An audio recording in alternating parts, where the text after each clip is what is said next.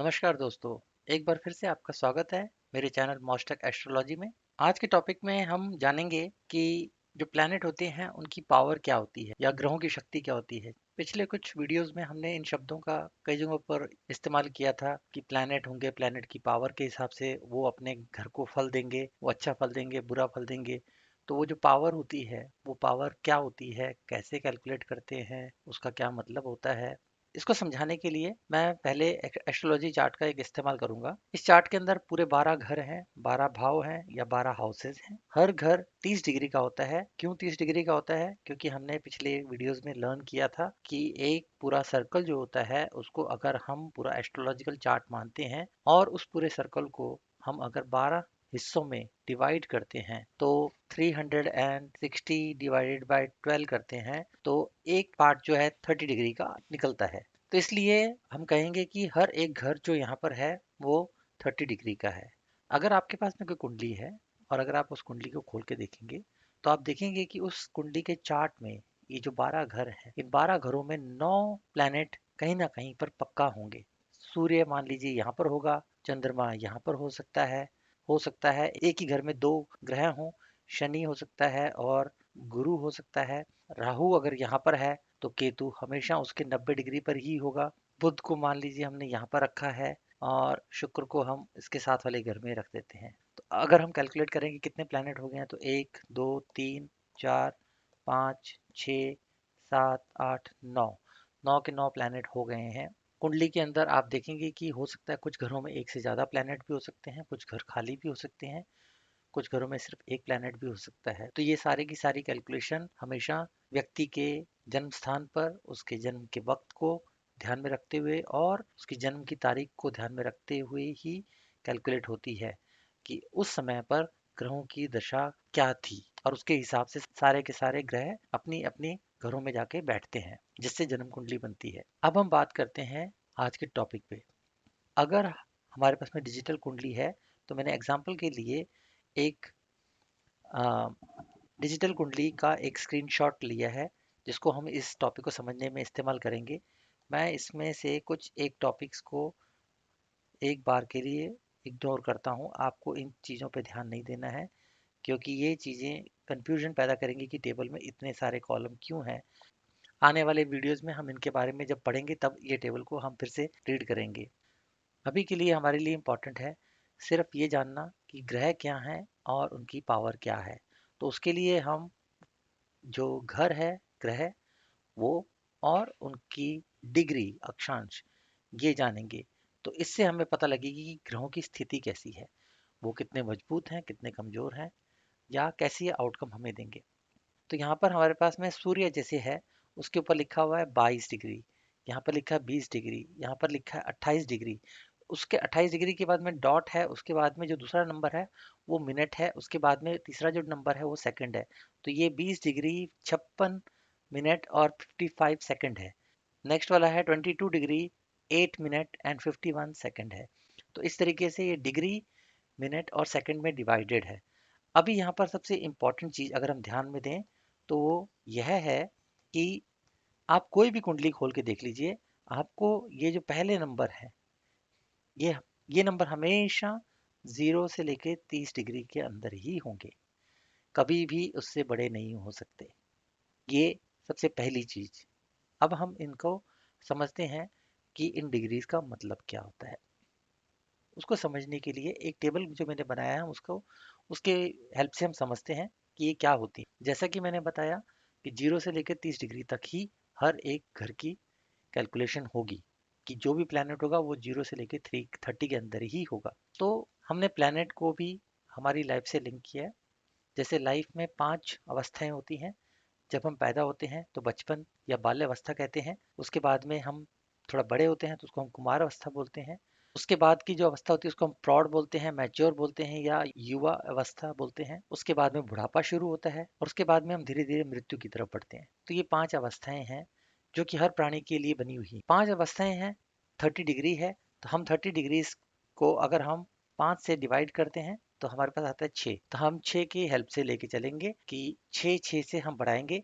तो पहली 0 से लेके जो 6 है उसको हम बाल्यावस्था रखते हैं। तो अगर किसी भी प्लैनेट के ऊपर अगर उसकी डिग्री 0 से लेकर 6 तक है तो इसका मतलब होगा क्योंकि उसके पास इतनी ज़्यादा पावर नहीं है तो वो बेनिफिट देगा, लेकिन वो कम बेनिफिट देगा। जैसे जैसे उसकी डिग्री बढ़ रही है, 0 होगी तो ना के बराबर होगी, अगर 6 होगी तो बेनिफिट मिलेगा लेकिन कम होगा।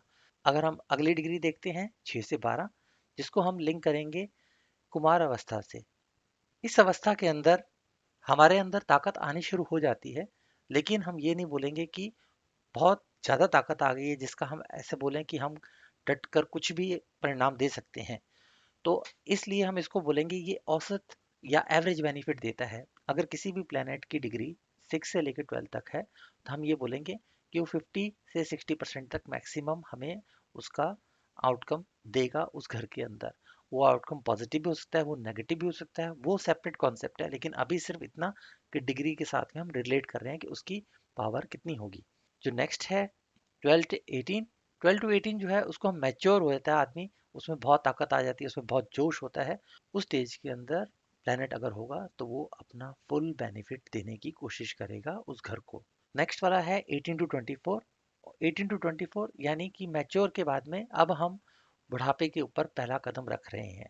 तो जब हम बुढ़ापे की तरफ बढ़ते हैं तो हमारी धीरे धीरे थोड़ी शक्तियाँ कम होती हैं। तो जब हमारी थोड़ी पावर कम होती है तो हम थक जाते हैं, जैसे कह सकते हैं हम उतना काम नहीं कर पाते हैं, उतनी आउटकम नहीं दे पाते हैं।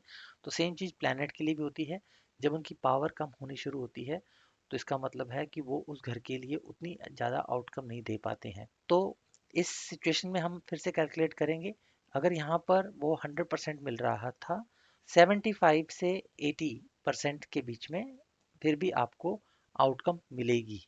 जो लास्ट वाला है 24 से लेके 30 डिग्री, ये मतलब है कि बुढ़ापा इतना बढ़ चुका है, मैच्योर हो चुका है कि अब हम मृत्यु के निकट हैं। तो मृत्यु के निकट हैं तो यानी हमारी इंद्रियां, हमारी पावर बहुत जवाब दे चुकी हैं। तो हम उस सिचुएशन में बहुत कम काम कर पाते हैं। तो उसी तरीके से प्लैनेट भी अपना बहुत कम असर दिखाते हैं। तो यहाँ पर बहुत ही कम बेनिफिट देंगे। इसको हम करीबन करीबन पहले वाले से लिंक कर सकते हैं कि जैसे पहला और आखिरी है, ये दोनों कम बेनिफिट देने वाले डिग्रीज हैं जहाँ पर हमें परिणाम उतने ज़्यादा मजबूत नहीं मिलते हैं।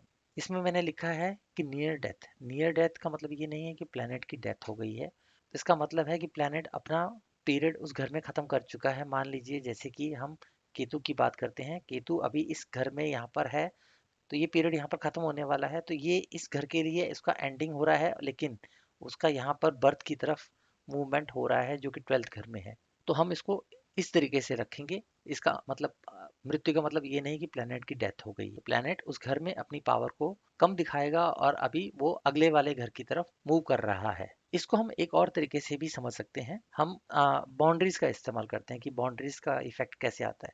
मान लीजिए हमने 9, 10 और 11 ये 3 घर लिए हैं। कोई प्लेनेट जो 9 में है और वो अभी 30 डिग्री के पास में है, यानी कि वो बहुत ही क्लोज है इस बॉर्डर लाइन के पास। इस बॉर्डर लाइन के पास में है तो यानी कि अब इस प्लेनेट का इफेक्ट इस घर की तरफ आना शुरू होगा। यहाँ पर कम हो रहा है लेकिन उसका कुछ ना कुछ असर अगले वाले प्लेनेट की तरफ हो रहा है। पिछले वाले घर से वो बहुत दूर आ चुका है, इसलिए इस उसका असर पिछले वाले घर पे कम रहेगा, लेकिन अगले वाले घर के वो पास पास में आ चुका है, तो अभी उसका असर अपने करंट घर में और आने वाले घर के ऊपर भी थोड़ा बहुत होगा। उसी तरीके से जब वो 10 में से 11वें की तरफ जाएगा तब प्लैनेट का असर 10 में भी रहेगा और 11 पे भी थोड़ा थोड़ा पड़ना शुरू हो जाता है। तो प्लैनेट कभी बॉर्न नहीं होंगे, कभी डेड नहीं होंगे, वो जस्ट मूव करेंगे from one house to another house.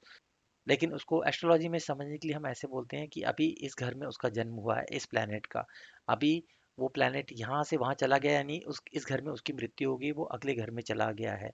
तो ऐसे कई तरह के डिफरेंट डिफरेंट तरीकों से हम एस्ट्रोलॉजी को समझने के लिए या बताने के लिए इन शब्दों का इस्तेमाल करते हैं। उम्मीद करता हूँ आपको आज का जो वीडियो है वो अच्छी तरह समझ में आया होगा। मेरी आप सबसे रिक्वेस्ट है कि आप इस स्क्रीन का स्क्रीनशॉट ले लीजिए। ये आपको हेल्प करेगा इस चीज़ को समझने के लिए कि जब भी आप कुंडली देख रहे हैं तो उसमें जो प्लैनेट हैं उनकी पावर क्या है। अगर आप कुंडली के बारे में जानते हैं तो आपको ये समझने में आसानी हो जाएगी कि हाँ, ये पावरफुल स्टेट में है तो अब उसका क्या बेनिफिट होगा। लेकिन अगर आप कुंडली अभी सीख रहे हैं तो हम स्लोली स्लोली आगे बढ़ेंगे और बाकी चीज़ें जब हम कवर करेंगे तब हम कुंडली देखना भी सीखेंगे और जो हमने अब तक लर्न किया है इसका इस्तेमाल तब हमें हेल्प करेगा। आज के लिए इतना ही।